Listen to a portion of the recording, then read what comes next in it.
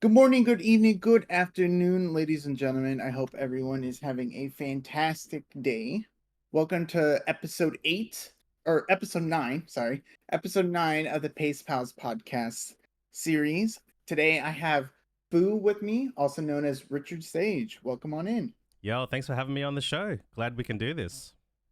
Yeah, it's kind of been cooking it up in the background a little bit. It's been quite a long time since I've done an episode, but it's really good to finally have you on. Yeah, it's glad we can do this. So, got a couple of questions that we can go over. First off, what category of speedrunning do you do? All right, so for people who don't know who I am, so I'll give you guys a quick intro. So I go by Richard Sage on Twitch. My real name is Fu. I'm from Melbourne, Australia. I've been speedrunning The Legend of Zelda Ocarina of Time since 2017. So I started it as a hobby in very early 2017. And I ran a category called Any Percent. So if you're new to speedrunning or you are familiar with speedrunning, Any Percent is typically the most fastest category and usually is the fastest category in any speedrun game. So what made me want to do it was like I saw a couple of streamers, particularly a streamer named Skater and a streamer named Torj. They were both 80% runners. They were both the top two runners in the world at the time. And I found their Twitch streams through YouTube. And I would watch these YouTube videos, watching these guys like beat one of my favorite games of all time, The Legend of Zelda Ocarina of Time, so fast. They beat it in like under 20 minutes, and it absolutely blew my mind. So that's what made me want to do it. And I ended up picking up the category in 2017, and I ran it for a really long time. I ran it from 2017 to 2020, back when it was labeled 80%. And then a trick called SRM, Stale Reference Manipulation. Basically, it's a super powerful glitch in Ocarina of Time that was discovered about 4 years ago, and it completely changed the landscape of the game. And then what happened is the route that I ran, so the route that I ran, which was called the Get Item Manipulation route, split off into its own category called Defeat Ganon. From there, I ran Defeat Ganon from 2020 to 2023, and I ended up achieving 5 world records. So yeah, that's what I've been doing. Nice. Well, so that kind of like goes into the first question I have is like what inspired you into start streaming and how did you get it through like Skater and tours and all that. So Sure. So you want to know what inspired me to start streaming and speedrunning? yeah, yeah. Sure. I guess this is probably one of my favorite stories to tell. So I'll give you guys like the long story because like we want to have a nice long podcast, and I'll give you guys like the story of how I got into it. And if anyone's listened to my podcast, you know that I've shared this before, but I'll share it again, especially for this podcast here for the Pace Pals podcast. So what inspired me to start streaming? There's a bit of a story to it. So it all began in 2014.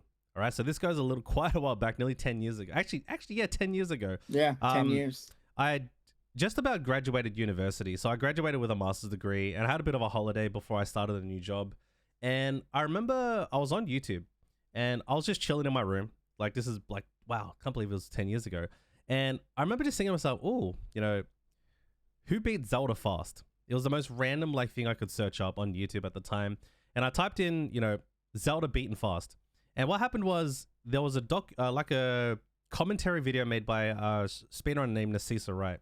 And they made a video called like the greatest speedrun ever, something like that. And it was like beating the game in 18 minutes and 10 seconds, which was the world record at the time. And I watched that video and it absolutely blew my mind because Narcisa like explained the entire speedrun from start to end, every glitch, why things are done.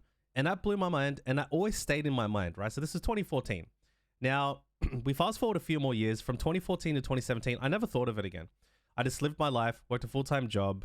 I went about my life, played competitive pool. And then it was early 2017. So this is just after New Year's 2017, right? I remember being in my backyard and I was sitting in my backyard. I was probably sipping on a coffee at the time, reading a book. And I remember making 2 wishes to myself. So what I usually do is every year I like to like pray. I like to, think about what I want for the future. And I made 2 wishes to myself. The first wish was I want to try something new because I always like to try new things in my life. And the second thing was I want to meet new people. I want to make new friends. Now that day, I don't know why, but I thought of that, oh, Zelda beaten fast again. So I remember going onto my laptop at the time. I didn't even have a PC at the time because I had my laptop from university. And I remember typing that on YouTube again, but the world record was no longer 18 minutes and 10 seconds. The world record was 17 minutes and 13 seconds by Torj. And I'm like, wow, I thought the 1810 was unbeatable. I thought this world record was like untouchable. It's never going to be beaten ever again. It's impossible. So I went onto YouTube and I found Torj's YouTube channel and I watched the world record video. And I'm like, wow, this is totally different. Like he's doing completely different tricks. And it's like, it's a minute faster. Then as I was watching the video, and so at the time, to put into context, I wasn't really aware of live streaming. Like at the time I was making YouTube videos, but I didn't really know what live streaming was. And as I was watching his speedrun, I noticed that he was talking to people, like responding to something. Like, what? It's like he's playing a game and he's talking to someone. Who's he talking to? Is there somebody in his room? So I watched it and I'm like, wow, okay. And then on the recommended side, like where the recommended videos, I saw Skater's video as well.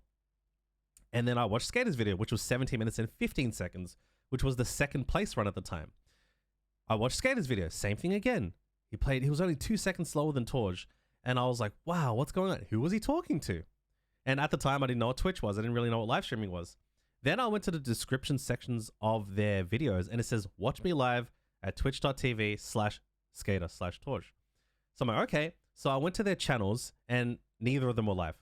You know, me being from Australia, these guys are like on a completely different time zone. I went to their channels and neither of them were live. And I was a bit disappointed. I'm like, oh, I really want to watch these guys.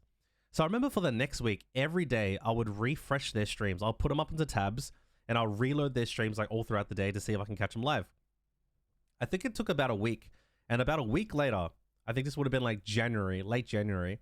Finally, I went to Skater's channel and he was live. He was doing any % world record attempts. And he probably had like 130 viewers. I was watching his Twitch chat. It was so active. I didn't even have an account at the time. So I was watching for about 10 or 15 minutes. I'm like, wow, this is really, really cool. And I wanted to type something into his chat box, but it said you need to make an account. So I'm like, okay, I'll use this Richard Sage name that I've been using, you know, for a long time. The quick version of it is that a long time ago, I had a friend who was an entrepreneur and he told me, Fu, people take English names more seriously online. So the English version of my name, Fu, is Rich, and it translates to Richard, and I just added Sage at the end because it sounded smart. That was my line of thinking at the time when I used to write blogs. So I used the name Richard Sage, I made the account, and finally, I could type in his chat. And I'll never, ever, ever forget this experience. I'll never forget this. I went to type in his chat. I said something along the lines of, hey, Skater, good luck. And I'll never forget this moment. It would have been about 15 or 20 seconds later. I noticed Skater looks to his right and he's looking at his chat box. And this is what changed everything for me. This is 2017, 7 years ago.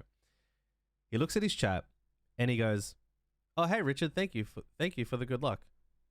And it blew my mind because this was a live experience. I'm like, this guy just talked to me. I never forget this. I rolled my chair back. I stood up and I literally said to myself, what is this website? This guy just talked to me. And I ended up watching him for like the next 6 hours straight. Like I could barely take my eye off the screen. I like barely went to the bathroom because I didn't want to miss it if he got the world record. And that's what planted the seed for me. And I'm like, wow, you know what? This thing is really cool. So I followed him and I found out when he streamed at every single day and he streamed at the same time.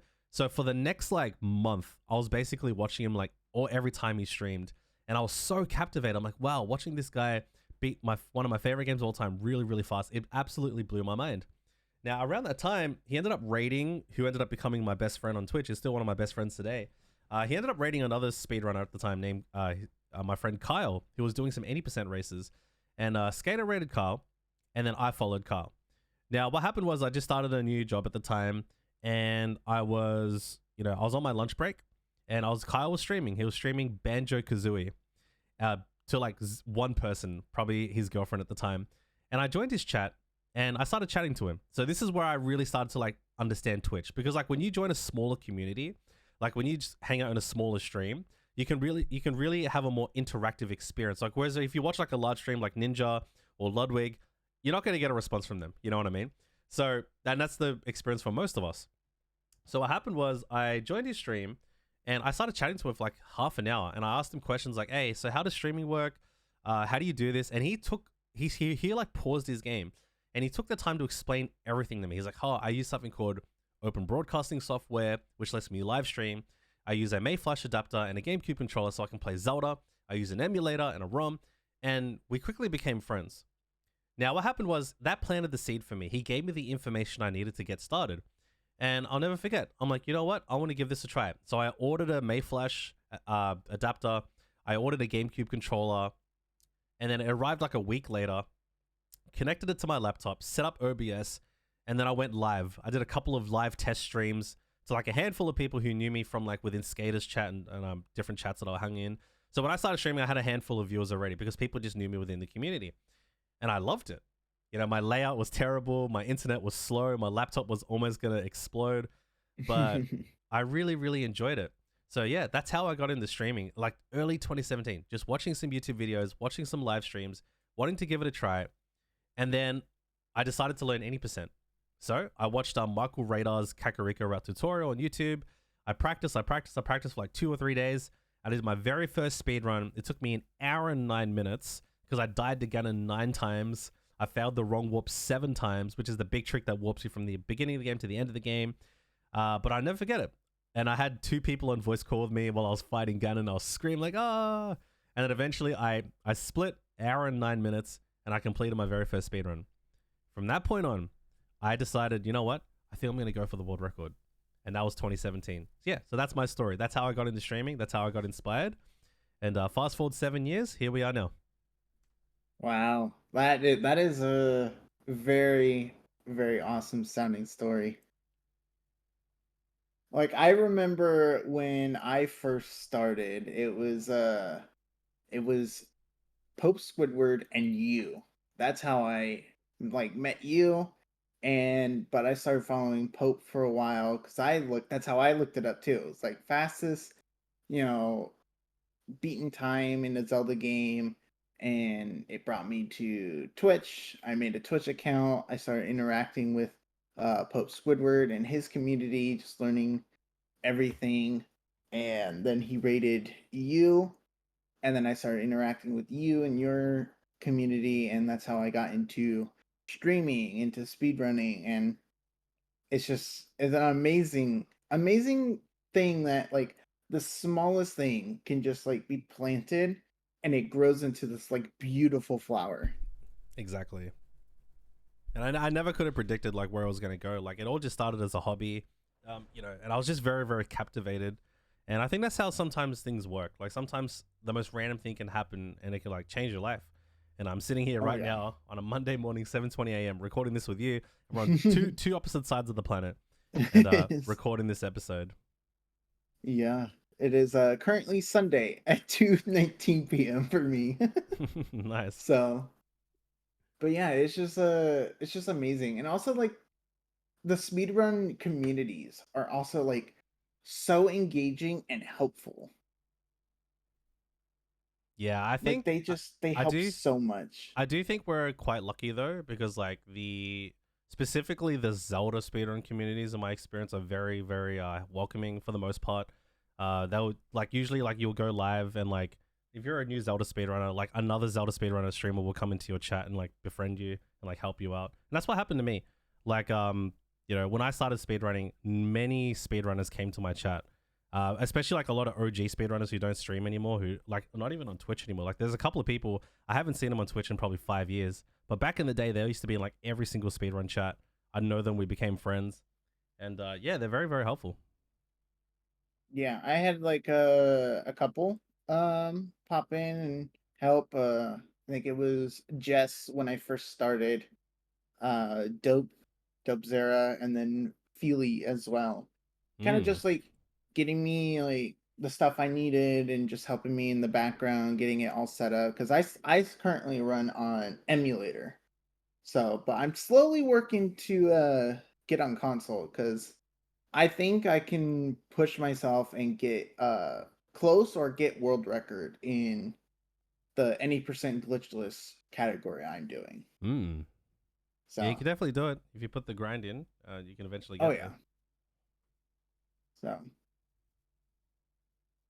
So, um, since we're talking about like like memorable things and just like where you started and all this other stuff throughout your speedrunning career from 2017 till now. What is a couple of your most memorable moments you've had?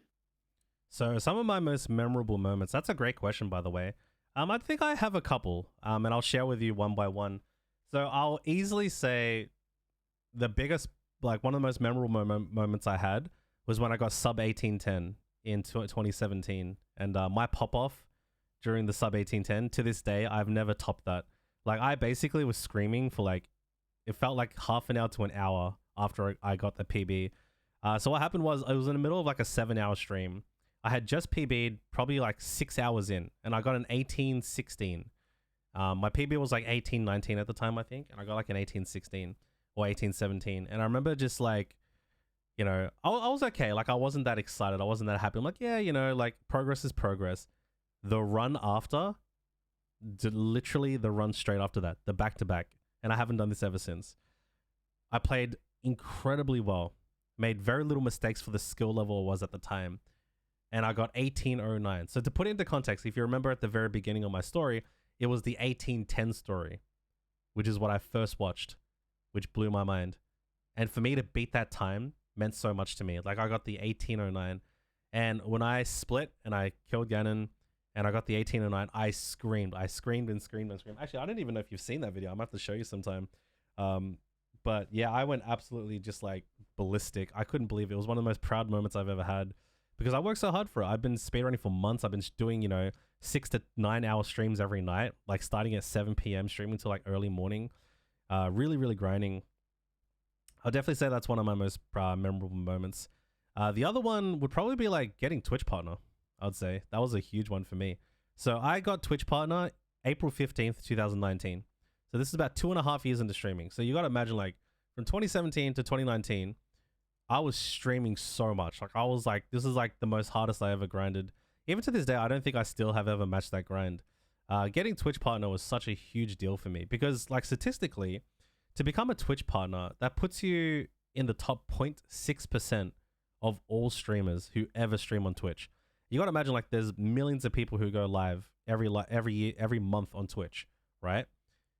That puts you to be a Twitch partner, like statistically puts you on the top 0.6%. And the vast majority of people statistically, and like this is not for me to like brag and say I'm incredible, but to reach the average view count of 75 to apply and get partner is a very, very hard thing to do. So it was memorable for me because I was at work, I was on a lunch break, and I checked, and I had just applied for Twitch partner a few days prior. I finally reached the average view count, which is the hardest thing to achieve by far. Getting an average of 75 viewers per stream for like 30 days to then qualify and then apply.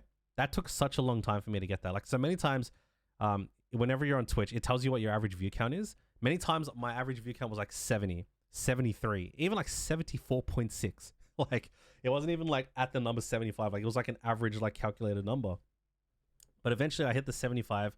In the back end, they finally opened up the application button where you can apply. I wrote this really epic application. I spent hours writing it. And then, yeah, I got an email being invited to the Twitch partner program. And that was absolutely incredible.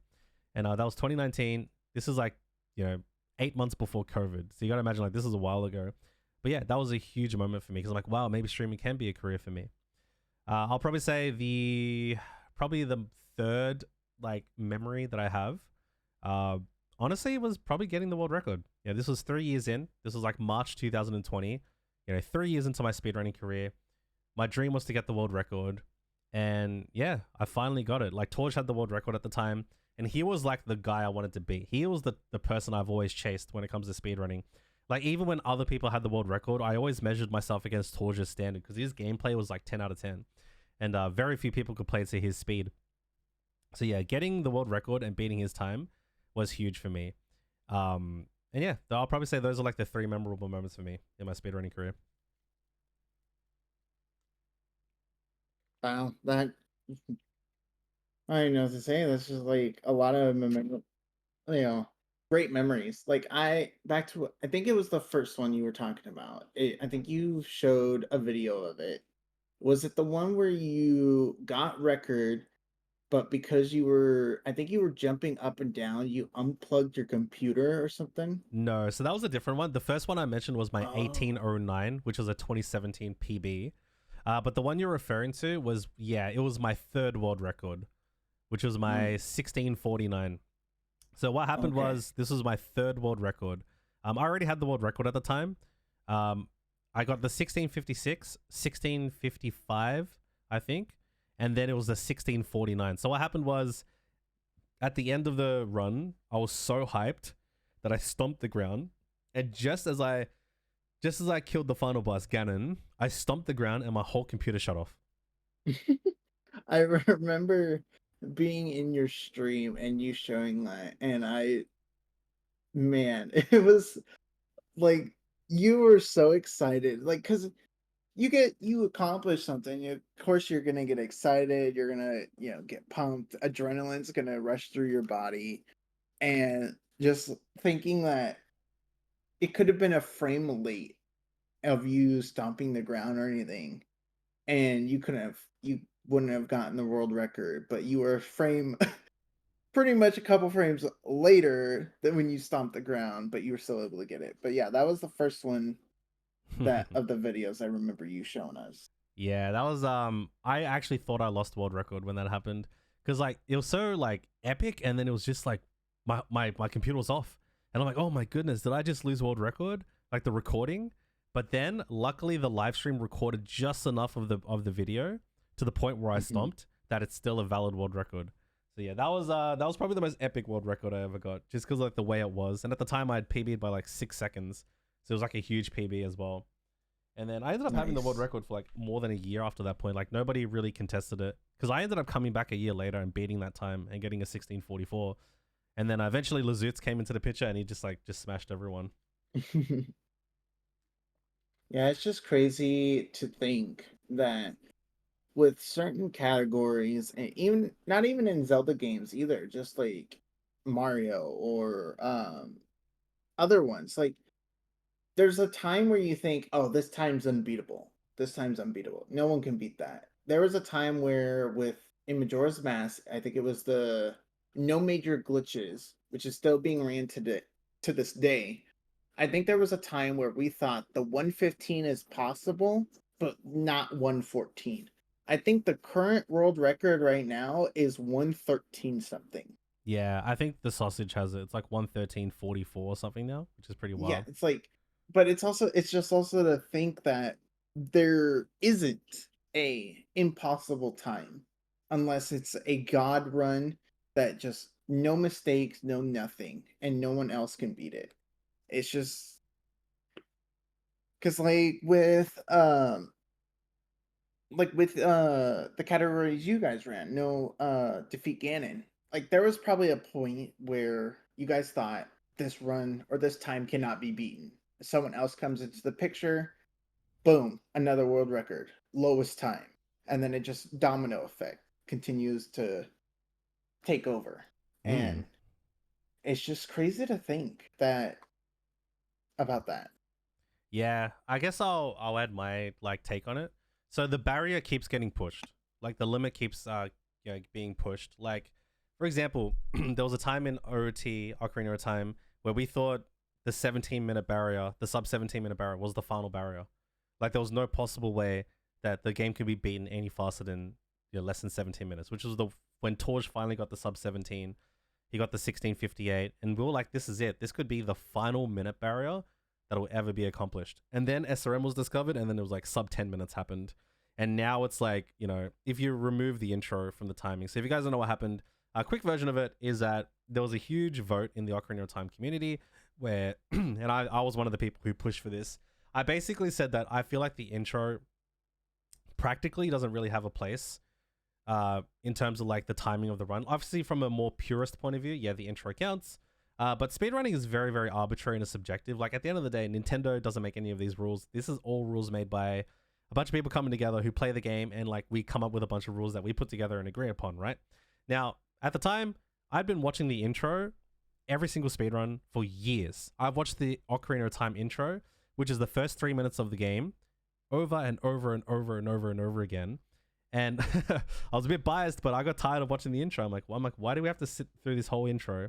Because the gameplay doesn't even really begin until you control Link, which is 3 minutes into the run. Eventually, the community voted on it, and we decided to skip the intro, no longer include the intro in the timing. And yeah, that ended up making speedrunning a lot more enjoyable for me, even though I don't do it as much these days, or if at all these days. But yeah, so that's a little bit of history for you about the OOT community and like the votes. And I think the same thing happened with the Majora's Mask community as well, but it got voted against. So, because like, and they also like were talking about skipping like first cycle, I think, but then there was like, no, you still control like Link, Deku Link, so it's like that's not really like that should be a part of it. And so it's just like there's like thin lines that they had to look through, and it's like yeah, you can control them, but it's like this is like a slow part, and it's like does this really count? Yes, it counts. So it's just like it's very hard. So certain like communities and all that voted against, voted for no intro. So yeah. Yeah, I think. Look, honestly, I think Majora's Mask is good. Like they should keep it as pure as possible. Because there was downsides to the intro being skipped in OOT as well, which was like the other concerns that were brought up. But yeah, like I found for me personally that having the intro skipped actually changed the dynamic of my stream. So one of the things that I particularly did in my stream, which helped my stream grow, was I put a huge emphasis on interaction, right? So I'm not just a person who just plays games, plays them fast, and you're entertained. What was my standing out factor, and I still do this to this day, is I put a huge emphasis on interacting with everyone that comes into my stream. People come in with questions. We talk about life. Like I might pull out my guitar, play some music. So the intro time during my streams was actually extremely valuable because it gave me time to interact with my audience. Right now, what happened was once the intro was removed and I was able to just like blast out attempts, it actually took that aspect away from my stream because most people would enjoy the intros. They would enjoy the 3 minutes I would spend every run talking to my audience. Whereas now it's like, oh, your run's dead, reset straight into the run because you can control Link. So I do think there's a pro and con to the whole intro, no intro thing. From a gameplay perspective, I think the intro being skipped is great. I think it's phenomenal. From an interaction point of view, I actually think it's a detriment. So I think, for example, if they introduce intro skip into Majora's Mask, I think it would negatively affect Majora's Mask streamers like Pope Squidward, the Sausage, yourself, because like that's a downtime that's very valuable between you and the viewer because you need that time to interact. Because if you're just gaming the whole time, you just become entertainment, which is fine. Yeah. Entertainment's great, but you need to have connection as well. So that's just a little bit of a tangent. But I actually think, in hindsight, if I could go back, I think, I still think intro skip is valid, but I also did runs with the intro, even when intro skip was allowed, because I needed that interaction to come back to my stream. And I tell you, when I started doing the intros again, my chat interaction went up again. So that's just a little bit of a side note for you. Yeah, and like especially when you get like where it's just all game and all that stuff, and you're not really interacting with the chat or anything, is that's when it's like where you have to be the more focused on the game, and it's hard to interact with chat and like all this other stuff. So having the intros in speedruns and all that, it does help a lot. It helps you just Mm. interact and stuff like that. So I think I agree with you with the Majora's Mask community that intro skip should not be allowed. Nah, they should keep it pure. Same as Mario, the Mario community. They debated having intro skip. I'm like, nah, like that minute intro does make a difference. Also, it really hurts your hands constantly playing nonstop. You need to have breaks. So Hmm. having like intros and cutscenes are actually valuable. Yeah. Um, I'm not sure what question to ask. Like we have a lot of topics, but it's just like Yeah, feel free to go through the list of questions you already have, and then we yeah. can go from there. So you kind of talked a little bit about it with the first question is that you had someone give you instructions and um, advice and all that. How would you right now give advice to someone who's interested in getting into speedrunning? So the first thing I would say is spend time to think about what do you want out of speedrunning. This is very important. You got to know your why, because I started speedrunning as a hobby, and as a byproduct, I grew into success. Right. So my first advice for anyone who wants to get into speedrunning is ask yourself, why do you want to speedrun? Like, what is your goal with speedrunning? Like, do you want to become a streamer? Like, do you want to become a Twitch partner, and make an income from it? Do you want to do it for fun as a hobby? And I think if you start from that place, you're going to succeed a lot more, because you're entering in with a clear objective of like, why am I doing this? Because speedrunning is hard. Like, it's very fun at the beginning. You're going to have a bit of novelty. It's going to be cool. You're going to learn new tricks. But then you're going to hit a wall, because you need to practice to get better. You need to learn. You're going to fail a lot. Like, speedrunning is 99% failure. 99.99% of attempts you ever do are going to fail. And you're going to have to work really, really hard to get a personal best, like your best personal time, or even a world record. So that's my first advice, is to, be clear about why you want to be a speedrunner. And that answer could change over time. But before you begin, ask yourself, why do you want to be a speedrunner? Is it to have fun? Is it to make money? Is it to, make friends? Once you know that, then you can get started. From that point on, I would say, when it comes to speedrunning, be very clear. Like, this ties into the first question, is that ideally you want to speedrun something that you enjoy. Okay? Like, don't speedrun a game just because it's popular and because it gets viewers. If you don't enjoy it, your viewers are not going to enjoy it too. Okay? The potential viewers you'll have it. Because, like, eventually, if you just, like, let's say you picked up SM64, Super Mario 64, and you know that it has a huge viewer base, but you don't actually like the game. You're just doing it to get the viewers. That's going to eat at you over time, because you're not going to enjoy it. So what I would suggest for anyone who wants to become a speedrunner is you have to do two things. Number one, you should speedrun something that you enjoy. But number two, if you're going to stream it, speedrun something that people have an interest in. Because I do know this. There are people who speedrun games that don't have an active audience, and they're trying to grow as a streamer. So, for example, one of those games is Mystical Ninja starring Goemon. And it's one of my favorite games of all time. It's actually a phenomenal speedrun. The problem is, there's not really an audience that exists for it. So you could stream it 20 hours a day and have 0 viewers. Not because the game's not good, or because you're not working hard enough.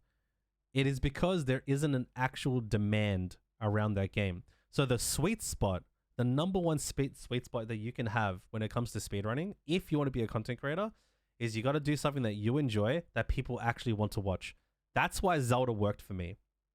That is the number one reason why Zelda worked for me. Aside from my ability to work hard, my ability to pump out content, my ability to show up on time, my ability to get PBs and world records, the fact is that there was already an audience who were interested in watching Ocarina of Time. All right, so it's called supply and demand. Demand is, what do people want to watch? Supply is you, the content creator, giving that content. So yeah, that's the best advice I can give you. Number 3 is always approach speedrunning from a fun and hobby mindset. As soon as it becomes a chore, as soon as it becomes like something you dread, like, it's like, imagine going to the gym, but you dread going to the gym. Now, you should look forward to it. Speedrunning is something you should be looking forward to. Doesn't mean every day is going to be good, but most of the time, if you're entering speedrunning, like, and you're worried about going live, oh, I'm not going to perform well, that's gonna ruin you in the long run. So have a hobby and fun mindset. And I would say 4th general principle is just focus on making gradual progress. You don't have to go for the craziest strategies right away. Like, I've seen this time and time again. Many times I would watch a new streamer, right? And they're going to go for the hardest strategies first. Because, I'm going to get world record in 3 weeks, in 3 months. I'm going to learn all the hard strats right away. And almost 100% of the time, I never see that person stream again after 3 months. I don't see them go live. They just disappear because the burden of expectation is too high. What I did as a speedrunner is I gradually improved and added strategies over time. I didn't go for the hardest strategies right away. I started with the most basic, easy stuff, and I worked my way up. And my audience got to follow my journey. They got to see me improve year after year after year to eventually becoming a world record holder. So yeah, so I would say those are like the general pieces of advice I'd give. And maybe a bonus tip is that if you want to be a content creator, these days in 2024, streaming a tremendous amount of hours does not correlate with growth. It can help, but the emphasis should be turning your streams into content. So what I mean by Yeah. that is if you stream, at the end of the stream, take some clips from the stream and then edit it if you can, learn how to edit. Like there's YouTube videos that can teach you how to edit, and then upload it to like TikTok, Instagram Reels, Facebook Reels, and that content will make you grow more than you stream. Make YouTube stream highlights. Like even if they're not good at the beginning, you have to learn through the process. But I would highly recommend that you learn right away how to edit content from your streams. In the long run, that'll benefit you. Yeah, so that's some advice I'd give. Yeah, very good advice, and like I agree as well. Like I've gotten a lot of advice on, with my speedrunning journey through others and just and stuff like that. And like don't just look at it as like what you were saying. Don't look at it as a job either. It's like you have to look at it more as a hobby, because burnout is another thing that will happen as well. And then it's like your favorite game that you wanted to speed run, and now you're constantly going. It's just not going to. Um, it's not going to be enjoyable, you know. Yeah. Um, and so All right, I'll be right back. You just saw my message. yeah, I Yep, did. I'll be right back. Okay. All right, for the people So listening to the recording, I actually just have to quickly go to the bathroom. But Majora, who's my co-host, will keep you guys entertained. I'll come back and we'll keep the conversation going. but yeah, so my advice is take baby steps. Baby steps, don't take a giant leap or anything. Talk to people who have either speed ran, like what we were talking about earlier. Either talk to people who have speed ran the category or of the same game, because they possibly have talked to others who done that category or so on and so forth, or watch YouTube videos and talk, go into the communities. Hey, I have a question about this, or I have a question about that. Oh, how do you do this? What is a quick time saver for that? So yeah, I would just ask the communities, and they would also help with advice and everything for that. So um, and also another piece of advice I would add is just back to the other thing is just take it slow. Don't rush into it. You'll speed will slowly get there. You have to have time to get used to the movement and um everything else. So it just takes time. But sooner Yeah. or later you will get there. So Mm-hmm. Yep, and I'm back. Thank you for that. welcome back. Yeah, I'm excited for more questions. Bring it on. Let's go. Yeah. Okay. With the speedrunning community, how's it evolved over time, and what changes have you seen in terms of games, strategy, and technology used?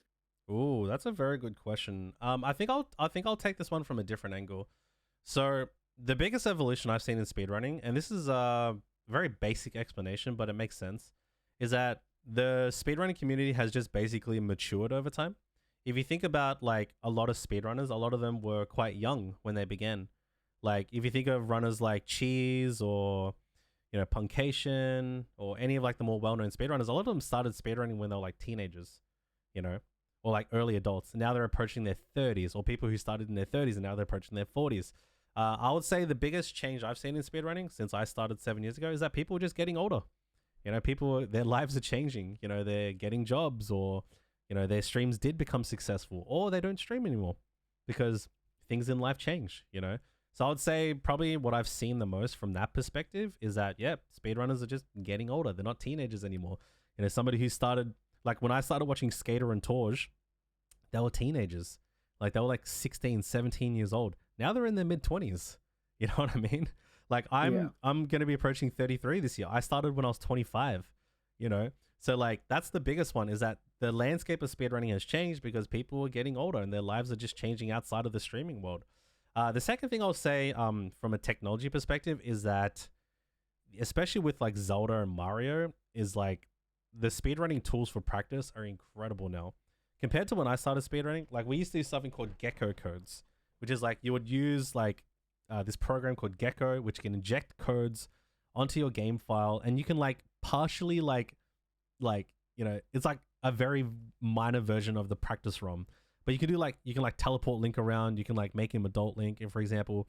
But the practice quality was nowhere near as good as it is now. So I'd say one of the reasons why speedrunners are so much better in the modern age is that the tools are just so much better, the resources are a lot more stronger. And also a lot of like devs have they've like reverse engineered the code of the game, like the decomp projects, for example. So they actually understand the games on a coding level much better than they used to. Like back in the day, a lot of speedrunning strats were based on theory. So people would they would have an idea of like a strat, and like they'll have a mental concept of how it works, but they didn't really have the empirical data to back it. Now they can be like, oh, we can look at the game's code and it explains specifically why certain things are happening. So you put that in combination, the communities have evolved, people are getting older, people are living their lives. The other aspect is that the tools are just a lot stronger, and also people just have a much thorough understanding of the games now.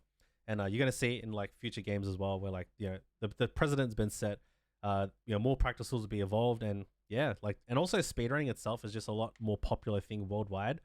Like you go to the early days of GDQ, like 2013, 2012, 2011, speedrunning was a very niche thing, a small group of people who were phenomenal. And you think of runners like Siglemic, like the OG runners, like they're the ones who paved the way for everyone forward. Now speedrunning is quite mainstream. Like a lot of people even know about it. Like people who I've met like in person, not even from Twitch, they know what speedrunning is. Like, oh yeah, I've seen like, Point Crow or like Small Land. I'm like, wow, like this your everyday normal person at a bar knows what speedrunning is. So it's definitely a lot more big now in that aspect. Yeah. And like currently, like right now, we have Ludwig's like Fast 50 going on right now. Where it's just it's kind of like a smaller like a GDQ type thing where he gets like content creators and speedrunners all around and raise money for certain awarenesses that I don't remember what they are off the top of my head, but and just like show more of the world what speedrunning is and stuff like that. Yeah. Yeah, that's pretty cool. Like it's cool to see like there's more events going on. There's also pace going on at the moment as well. So yeah, there's a lot happening when it comes Hmm. to speedrunning. So yeah, Oh it's yeah. pretty cool. Okay. Can you walk us through your thought process when you're trying to optimize a speedrun? My thought process. Mm-hmm. Sure. So basically, there's two steps to doing it. Number one is objectively, there's always a faster strategy and route for what you're running. So, for example, with Defeat Ganon, at the time that I was running, there was always faster strategies available, but there's always a risk factor when applying a new strategy.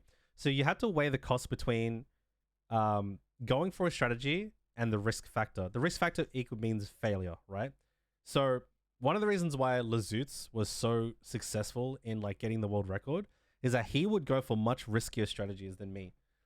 He would do much harder strategies like Barber Hess, which is where you do like a super slide from a plant enemy from outside the Deku Tree, which like super slides you all the way to Lost Woods, which saves like 4 seconds, which is like a huge time save compared to what I was doing. So the thought process is number one is you got to factor in the risk, how much failure you're willing to accept, which is, are you going to go for a strategy that has like a 1% success rate or a strategy that has a 20% success rate? If you go for the 1% success rate, you're going to have to do a tremendous amount of attempts just to get that strategy once, and you still have to get the rest of the run right. So you have to weigh in how much are you willing to fail and how much are you willing to grind over a particular strategy or route. So that's the thought process. Second thing is you have to factor in how much are you going to practice. Like what really made me really improve in my speedrunning was that I started actually practicing. Like I didn't actually do offline practice for the first few years. A majority of my practice was during streams, doing no resets, which basically means like completing a run without resetting, even if it's slow. And I improved. But when I started doing dedicated offline practice, my skill level skyrocketed, and it didn't take me much longer to get world record. So that's the thought process I would say. Number one is factor in how much you're willing to fail. If the strategy is worth it for you at the level you're at, I would recommend not going for crazy strategies until you're near world record level. If you're trying to go for world record level strats and you're like your first 6 months of speedrunning, like you're basically just setting yourself up for failure because you're never going to feel a sense of accomplishment. Imagine you're streaming 5 hours a day and all you do is fail. Like you're not gonna feel good about yourself. You know what I mean? So the best thing is you want to have gradual wins along the way. You want to go live, get small PBs or even large PBs, but continuously feel a sense of progress. That's what's gonna make you do this a long time. Even out, not even just speedrunning. Anything that you do, whether it's going to the gym, trying to build a stream, your career, whatever it is, a sense of progress is so important for you to keep going. If you feel like you're not getting anywhere, you're not getting a reward for what you're doing. Like your internal body, your subconscious mind won't accept it, and you're just gonna be like, this is a waste of time, right? So that's what I would say is factor in the risks, focus on a sense of progress, and give it time. You know what I mean? Like, I'd also say this. Also talk to other speedrunners, get their advice, like get their mindset. Because what really helped me improve was talking to other Zelda speedrunners. Like I'll talk to Torj, I'll talk to Skater, I'll talk to like many other OOT speedrunners, and what they would do is they would share their mindset with me. Like Torj was willing to just like he didn't care, like he would go for the craziest strats. He didn't care how much he had to reset. Skater was all about work hard. It's like, you know what, it could take you 10 hours, but you put those 10 hours in, you get the PB. Other speedrunners were like, hey man, it's about diligent practice, like being very specific about your practice. So learning from how different people think can expand your ability to improve, and then you can find your own method of improving too. Yeah, so that's my answer. Nice. Now, kind of like going into that a little bit more, because during speedrunning, you have a lot of nerves and pressure, and a little bit of anxiety. Also, your emotions run high, especially if you're on like PB pace or anything. How do you handle those especially when you're on a world record run? Yeah. So can you? Sorry, I just had a text message. I had to. Sorry, I had No, to you're look at that good. quickly. Quickly, Um, can you rephrase that for me? Yep. how do you handle nerves and pressure during a run, especially when you're attempting a world record? That's a very good question. So I'll give you a very, very succinct answer. The answer for that is a lot of the time you have to manage your physiology. So what that means is your actual body, not just your thoughts. So a lot of the time when you're nervous, your breathing is going to get more shallow, your body's going to get cramped up. So one of the more funny things that I would do is during cutscenes, I would blast out a bunch of push-ups. Because what it would do is like it will actually exercise out the anxiety that you have in your body. You know what I mean? Like, if you're just sitting there trying to convince yourself, I'm not nervous, I'm not nervous, I'm not nervous, it's going to make you more nervous. So, my Mm-hmm. number one tip for handling nerves and anxiety during a run, especially when you're about to PB and a huge trick's about to come up, is you got to get control of your breathing. Like, most of the time, you're like, like, you're not really breathing. Like, you got to slow down your breath. You got to take deep breaths through the nose, out the mouth. If possible, stand up, stretch, like, do some push ups, like, just get your body moving and it will stabilize you. And then physically, you're in a better place, and then mentally your mind will follow. So that's the best advice I'll give. Yeah, I have had to do that multiple times when I first started off, and it's not even like world record or anything. It's about just like PB as well. It's like in Majora's Mask, when you go and fight Majora, you got to go through the whole extra long cutscene of the moon starting to crash. The text dialogue through um, Majora and Link, and like the whole cutscene of the giants coming in to stop the moon and everything. Um, so Oh yeah, keep going. I just it's need to just quickly grab like, something while you chat. Yeah, keep yeah, going. okay. Yep. Um, and so a lot of nerves, you're like not like what Richard was saying is like you gotta breathe, you gotta calm down, get up, stretch. What I do is I have a song that plays that kind of gets me in the mood when I listen to it and just pumps me up pretty much. And yeah, and then all the nerves and all that are gone. But it's like you also the main thing is just to breathe. Us humans, we need to breathe. It is not very good if you are not breathing. So, but yeah, it's just understanding that there are nerves, there will be pressure during a run. Um, you might have like a really good early, like beginning split, and then all of a sudden it all fails and starting to go downhill. Don't let that drag you down. The nerves, the emotion will just start dragging you down. Think of it as just practice as well. If like oh, you're not going to get PB, that's fine. This is just practice because it will help you get faster and all this other stuff. But yeah, it's just like you got to keep an eye on yourself as well. So just breathe regularly, like I said, what Richard was saying, push-ups, stretch, stand, all this other stuff. So what other question? Hmm.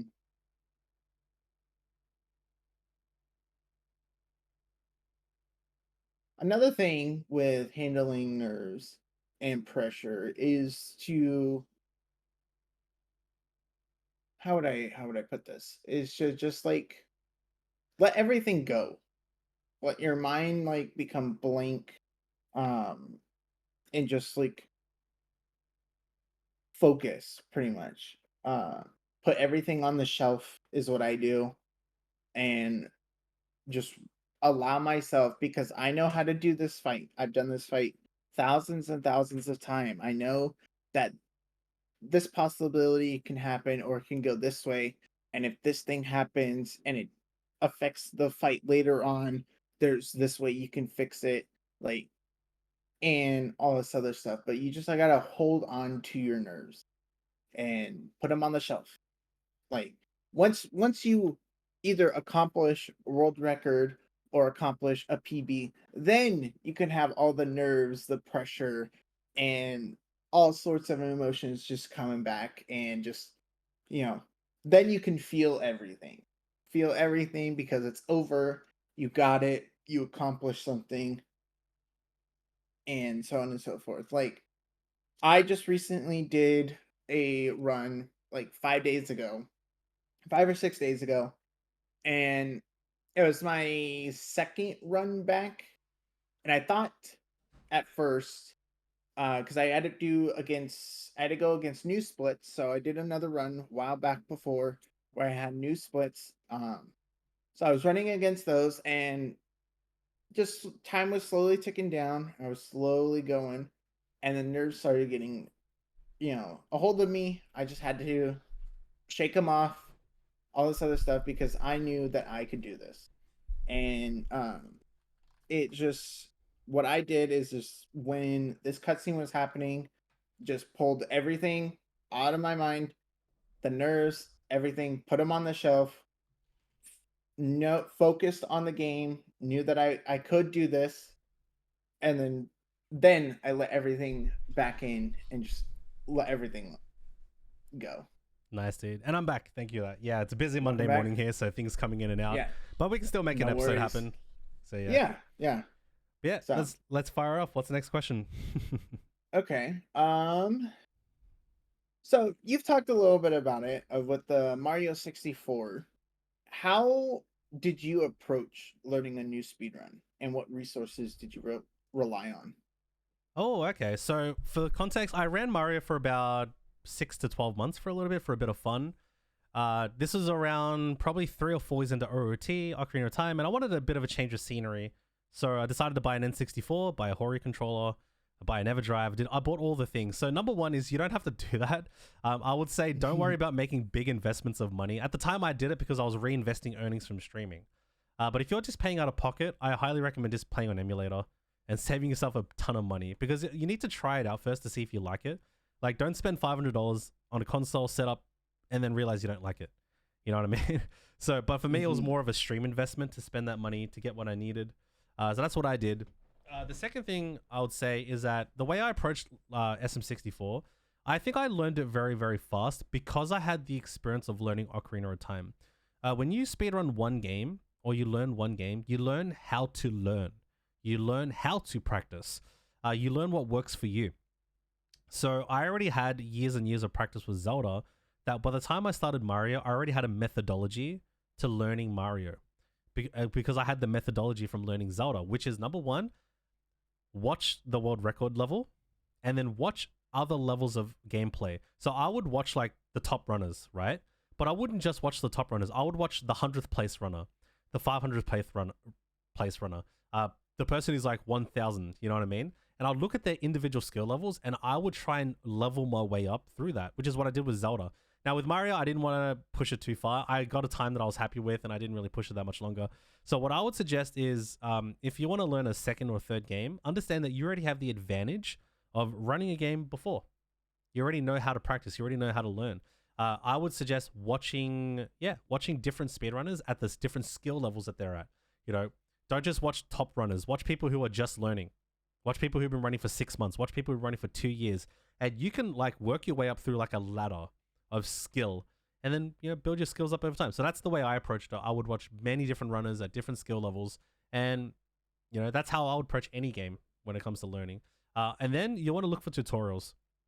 Luckily, games like Mario have really good tutorials. They have video tutorials. They have like wiki article tutorials.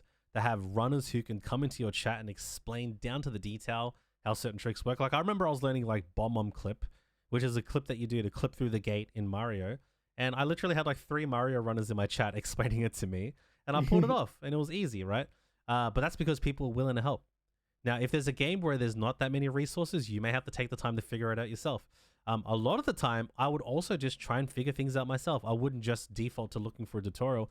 Like when I watch Zelda, a lot of the time I'll watch like a speedrun, like a Medallion Stones Trials run, and I'll watch Marco do a trick. I don't necessarily go straight to YouTube. Oh, how did he do that? I'll watch him and I'll watch his inputs. I'm like, oh, he held R here, he tapped L here, he tapped A here, and I'll try it and it would work. So sometimes you can just learn through straight observation, but obviously you can save yourself time with these tutorials. But that's what I would say. Learn through observation, scale up in skill set, and just take your time with it. That's what I'd say. Nice. Yeah, that's I'd pretty much do the same thing. Especially like get the practice ROM, if anything, as well. And play along while you're watching the practice route or like the route that teaches you or anything. Mm-hmm. That's what I did. Oh, that's really good. So so we're coming up a little under an hour. Do you have any questions for me? So I have a question for you. Sure. Well, since we've quickly become friends in the last month or so, last 2 months, I'd say. And this is for my audience too, because we're both doing like a joint podcast here. I would say, what's one of your favorite things about my stream that you've enjoyed? And how you found me. The energy.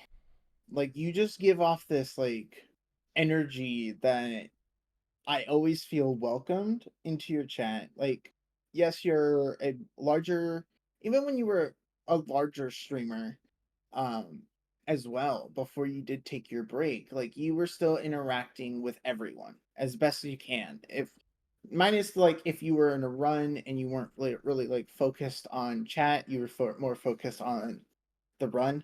Like, but you were still, you just have that vibe and energy of, hey, this is a comfy, cozy stream. You you are welcome here, you know, and that's just how every time I open up your stream or see that you go live, that's how I feel. Hmm. Oh, that's really nice, dude. I really appreciate that. Like, that's basically what I wanted. I wanted people to feel appreciated and valued. I guess I'll give you another question for you, which is, what do you love about streaming? So a lot of people don't know this, but I actually went through, I think it was burnout like once or twice because I was more looking at it as a job than a hobby. And that is the worst thing you can do. I'm, I'm not really like a bigger streamer. I have maybe 1 to 2 people in my stream, and that's perfectly fine. Even though I was at that level, I was looking at it more as a job where I can use this to make money, so I can help my family and so on and so forth. Because that's what I was watching other people do as well. I see them making money, getting gift subs. It's like, oh, I can do that, and I can turn this into a job. And yeah, and that just kept leading me into burnout. So I stopped for a while. But now that I came back, I think it's been a year, maybe 2.5 or so years that I came back, and now I'm actually looking at it as a hobby. It's amazing. It feels so much fun. I'm doing a lot more collabs with people, and it's just streaming is now a hobby for me. And I do have a job. I have a physical job that I go to, really good hours, and I get off at a reasonable time where I can come home, stream for a couple hours, make dinner, go to bed, and then redo it. So I'm really glad where I'm at in my streaming journey. And I have like Richard, I have you to thank. I have like so many other friends to thank to help me that helped me get at this point. Because Yeah, I that's would really not be good. here. I would not be here streaming in my streaming career or my YouTube career or anything without you guys. That's what it comes down to, right? Like it's the people around you. That's something I've really, really, really learned this year. Like outside of streaming, is like it's so important, like to have the core people in your life, whether it's friends, family, your partner. Like you're not gonna do this alone. Like doing this alone is a Hmm. very, very, very lonely journey, and it can have a big toll on you. So I would also say, you know, to add on top of you, like I'm coming from someone who did it as a career, and now does it more like a, you know, to kind of keep me afloat while I'm changing like careers and stuff is that yeah, even when it's your career, still view it as a hobby. Like go into Hmm. streams with the intention to have fun. Once you start obsessing about numbers and metrics, and even someone who does it full time, they'll still tell you don't look at your view count, don't look at your, like don't obsess over your sub count while you're streaming. That stuff will come as a byproduct, and even if it doesn't come as a byproduct, like view streams as a way to engage and have fun because that is the more sustainable way to keep streaming. Like I know for a fact, like I came back to streaming with that mindset and it saved me. If I came back to streaming with the money making mindset or like I'm this is like my job, like it is at the moment because that's what I can do while I'm looking for a new role. But you know, if I was measuring myself based on that, I would have burned out again because my numbers are not like they used to be because I do take such a long break. But now I focus on the more intrinsic values, which is like, you know what, connecting with my audience, having a good time, feeling proud of something that I did, like finishing a game that I enjoyed, making a positive impact for that one person in my chat. If you can come from that framework, I think it's a really good place to be. I guess I'll give Oh you yeah. another question: Is where would you like to see your stream go in the future? So I would like to see my stream go in a more like positive like direction, like just not yeah, everyone would like to have like a higher view count, all that stuff. Like yeah, that would be nice, but I would also like it where to have a little bit of a higher view count, but not too high because I feel like a little bit on what you were saying earlier, the larger streamers don't really interact with chat that much. Their chat's moving too fast or anything like that. I would like to have a niche little like community where I can still talk to everyone, have a good time, and all that sort of stuff. Like I would love to see myself as a partner later down in the future. And with these collabs I'm currently doing, it's not just helping me, it's helping other people as well. Hmm. And I think that and making YouTube content as well. I think that will also help me grow even more. That's good. Yeah, I think you're doing well, and you know, you're definitely doing the right things, and yeah, I'm excited to see you grow. And yep, just like you're in the right mindset, you're doing it in a very healthy way, and you know, the clubs we've been doing together have been really fun. In fact, I want to do more clubs with you. So yeah, Yeah. we'll make it happen. Yeah. And I just want to also take this time to just thank you as well. Even like opening up your community for the collabs, joining me on this podcast and me joining you for your podcast. Like I never ever thought I would be in this sort of situation before. Well, that's And the thing. it's just Opportunities can happen when you're. I think when yeah, you're a kind and and humble person, it can happen. yeah, and it's just an amazing feeling. So Yeah, that's great. Wow, we've been going for an hour. I think that's really solid. yeah. So if you want, we can wrap up right now, or we can go a little bit longer. Yeah, I maybe got a we. couple more questions. Yeah, sure. So Feel free to fire out the questions. all right. So if you want to wrap up, I can ask the final question. Yeah, we'll wrap up soon. Just yeah, fire a couple more, and Okay. I'll let you know. Let's see. How do you stay motivated to continue speedrunning, especially when you hit a plateau or face setbacks? That's a really, really good question. So staying motivated, um, is I'm gonna be honest with this one. One of the reasons why I was so motivated is because I systematically managed my expectations. So I will say the thing that kills most people's speedrunning motivation or motivation in general is that your expectations are usually too high and you're not meeting them enough. So the thing that I would measure my progress on wasn't did I PB today? Did I get a personal best? Did I get world record today? If you're constantly chasing like these hoops of milestones, you're very rarely going to have enough motivation. Because like I said, speedrunning is 99% failure, right? So what kept me motivated was I would systematically hit a milestone that was more realistic in front of me. An example of that is speedrunning Zelda. My milestones were always in very achievable increments. Like I didn't go from 1810 to world record.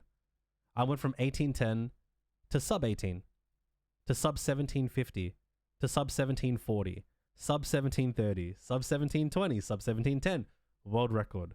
Do you see what I mean? I would say, I would argue that a lot of speedrunners burn out because they're trying to take too big of a mental leap between progress. And when they don't feel any of that progress, they lose motivation. They get burned out. So yeah, number one is managing your expectations. Set goals that are more timely, realistic. And I'll give you two pieces of mental frameworks to measure that on. The first thing is you must not underestimate how long it's going to take. Okay? Most speedrunners underestimate how long it takes to achieve a certain goal. Some people are like, yeah, I'll get world record in 1 year. And now it's been 2 years and they're still 50th place. They feel like they lost. They feel like they failed, right? When I started speedrunning, I told myself it'll take 3 years to get world record. 3 years. I didn't say 6 months. I didn't say 1 year. I didn't say 2. I said 3 years. It's not because I didn't believe in myself. It's because I literally looked at who had world record at the time, who has had world record, and how long did it take them to get world record. On average, it took them 2 or 3 years. Jordan Stone, Torj, Skater, Nasisa Wright, ZFG, a lot of them had been running for years. So I already entered in 2017 with the mindset it's probably going to take me 3 years to get world record. And guess what? I got it 3 years later. I was on the money. Okay? So manage your expectations and don't underestimate how long it's going to take. Number two, do not underestimate how hard it's going to get because you're going to fail. You're going to do lots of attempts and it's not going to work out. You're going to do all the practice.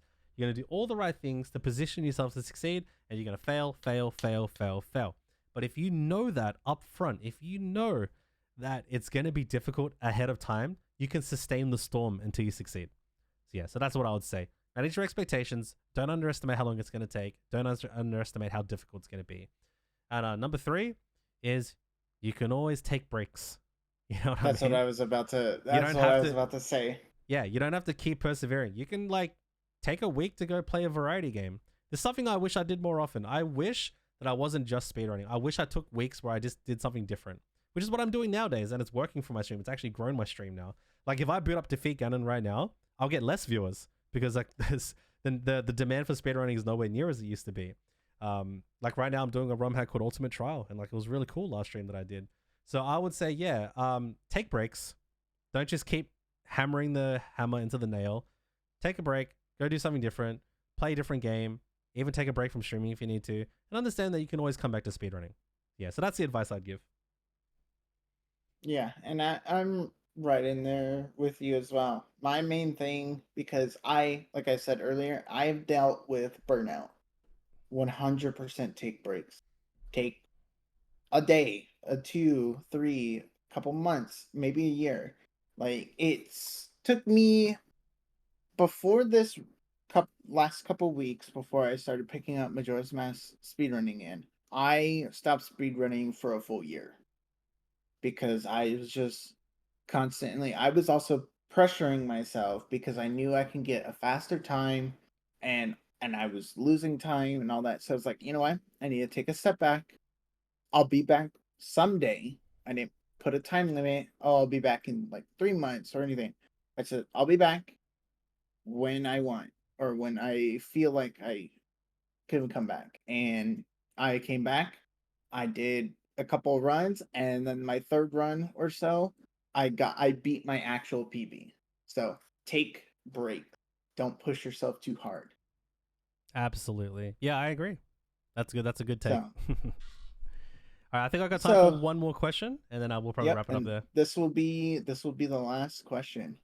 So as we know is that you don't really speedrun currently, but what are your goals for your speedrunning career, and how do you see the future of the Mm. speedrunning community?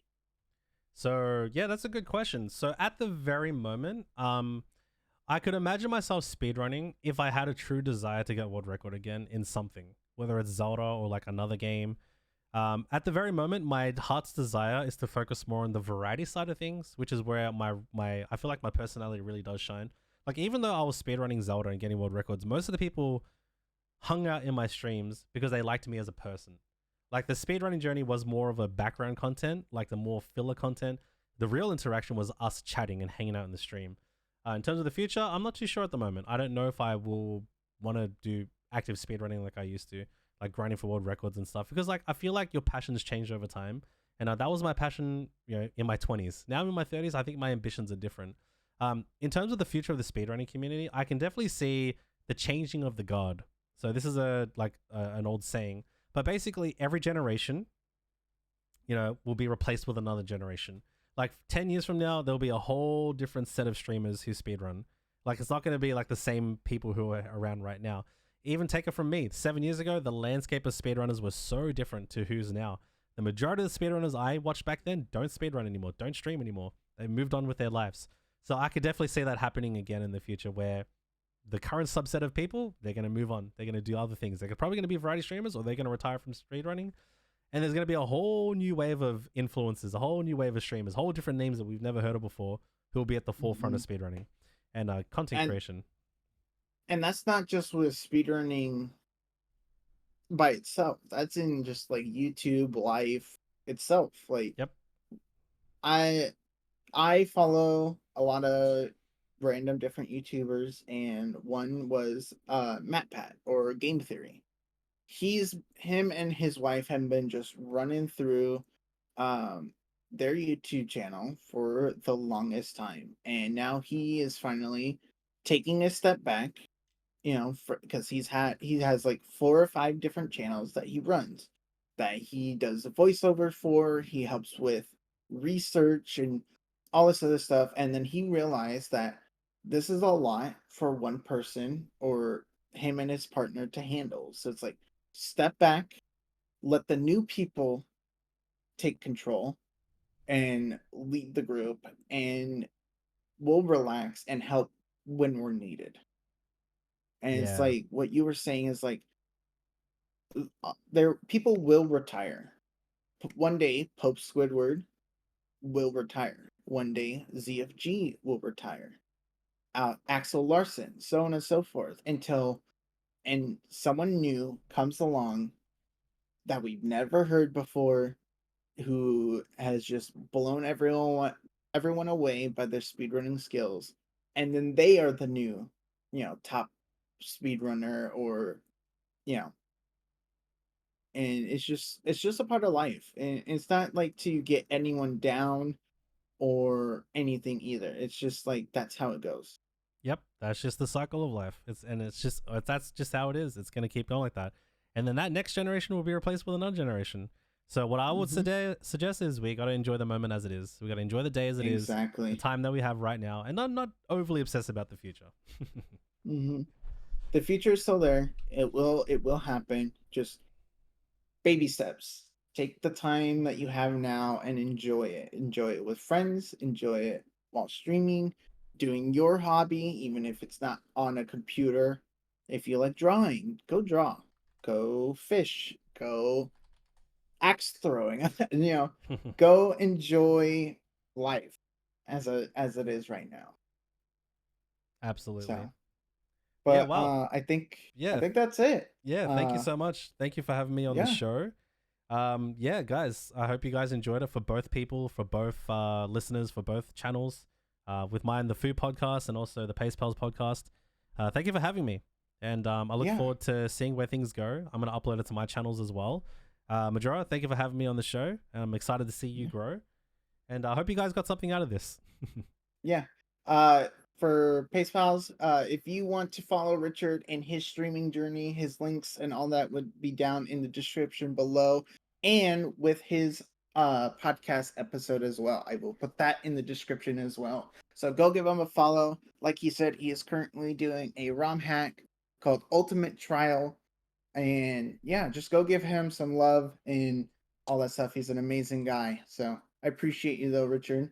Yeah. So if, yeah, like we emphasized earlier, if you're wondering why people call me Fu or Richard, I basically go by both names. Like Fu is my real Mm-hmm. Vietnamese name, and Richard's my like Twitch English name that people call me. All right. Well, thank you again. And it was a pleasure having you. Yeah. Thanks for having me on the show. Hope you guys enjoyed the episode. Yep. All right. Peace out. Thank you.